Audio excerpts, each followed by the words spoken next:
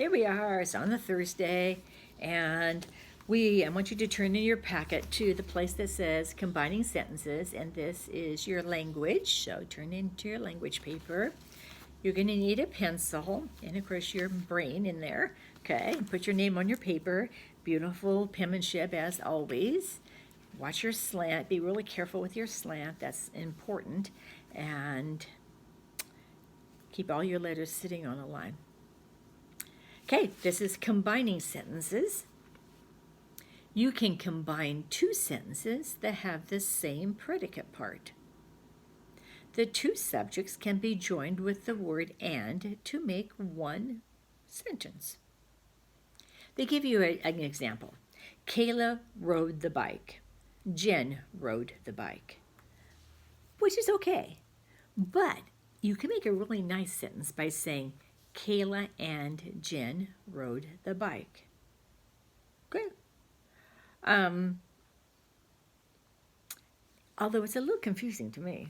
Now that I'm reading it, I'm thinking, okay, it seems like are they both on the bike?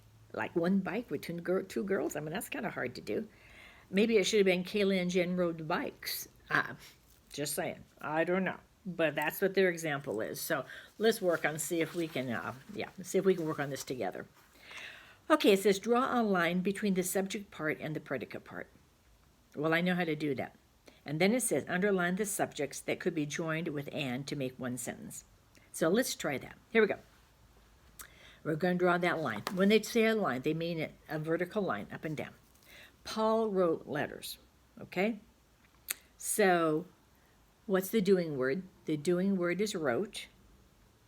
And they want you to put the dividing line in front of wrote. Okay? So yours should look, your dividing line is right there. Okay? Good. Then, who is it that wrote the letters? Paul. And let's underline Paul. Okay. Now the second one says John wrote letters. Okay, so what's the doing word? Wrote. Put the line in front of it. And who wrote these letters? It was John. So underline John. Now, you could make little short sentences, but sometimes a longer sentence is more mature, a little bit more grown up.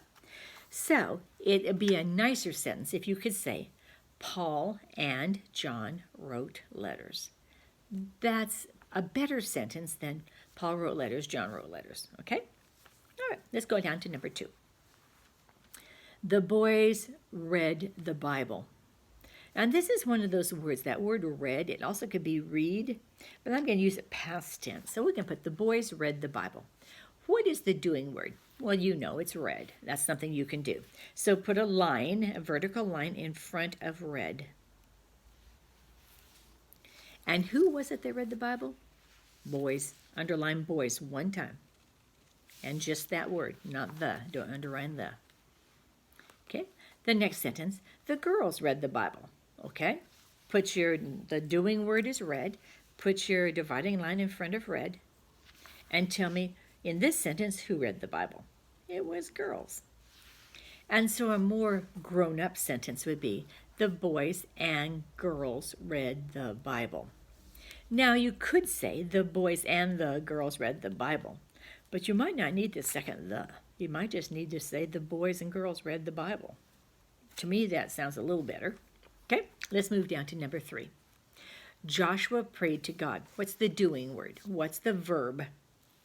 Prayed. You were right. You got it, didn't you? I thought so. So put a vertical line in front of prayed. And who prayed to God? Joshua. So underline Joshua. The second sentence says, Zoe prayed to God. What's the doing word?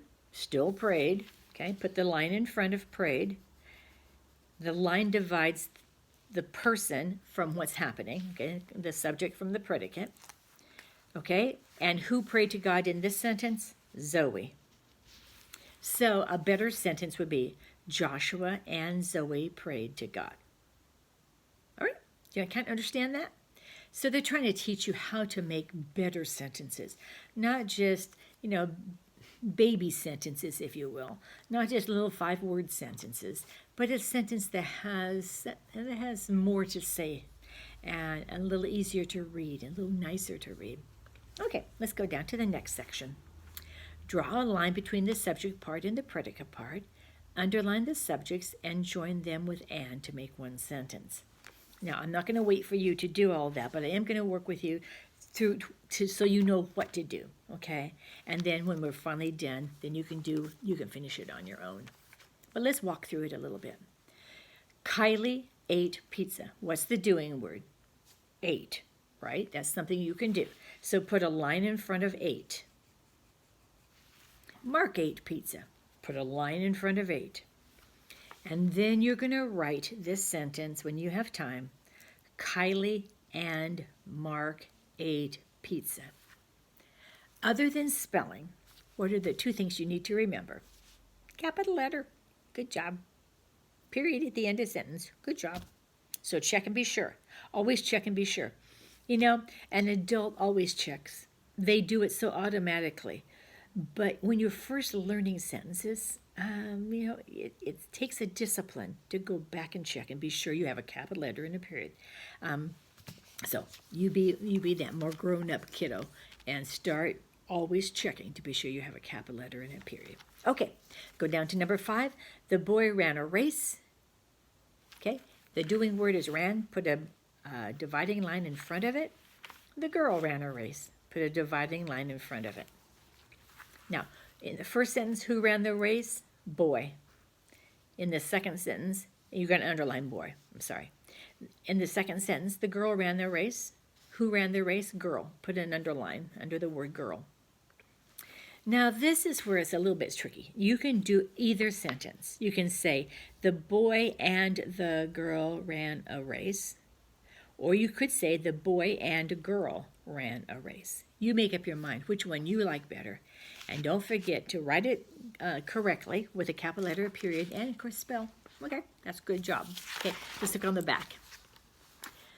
On the back of the paper, it says, draw a line between the subject and the predicate, subject part and the predicate part.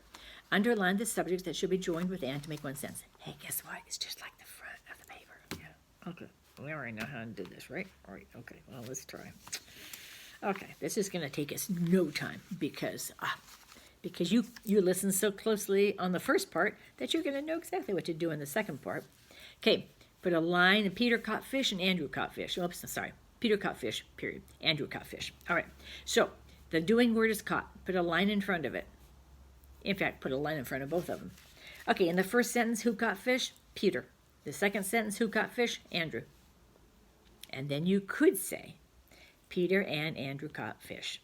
These sound like Jesus' disciples. Okay. Move down to number 7. John followed Jesus. The doing word is followed, right? Something you can do is follow. Put a line in front of followed in both of those sentences. In the first sentence, who followed Jesus? John. Underline it. In the second sentence, who followed Jesus? Matthew. Then the sentence would say, John and Matthew followed Jesus. Good, got it. The next, Paul went on a ship. What's the doing word? Went. You can do, that means like going, okay? So put a dividing line in front of went on both of those sentences. In the first sentence, who went on a ship? It was Paul. And in the second sentence, who went on a ship? It was Luke. So our fancy sentence would say, Paul and Luke went on a ship. La-di-da. Okay, we got it.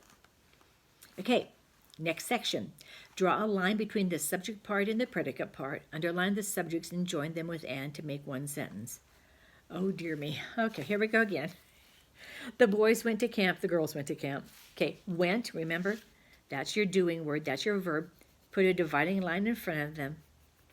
In the first sentence, who went to camp? Boys. Just underline the word boys. Don't underline the. In the second sentence, girls. Okay? And then you're going to write the sentence, the boys and girls went to camp. And guess what? I'm going to leave the last one up to you. Okay? Because I think you got it. And I think, hey, I'm helping far too much. You can do it. Thank you. And, okay, that's all for this time. Ta-ta.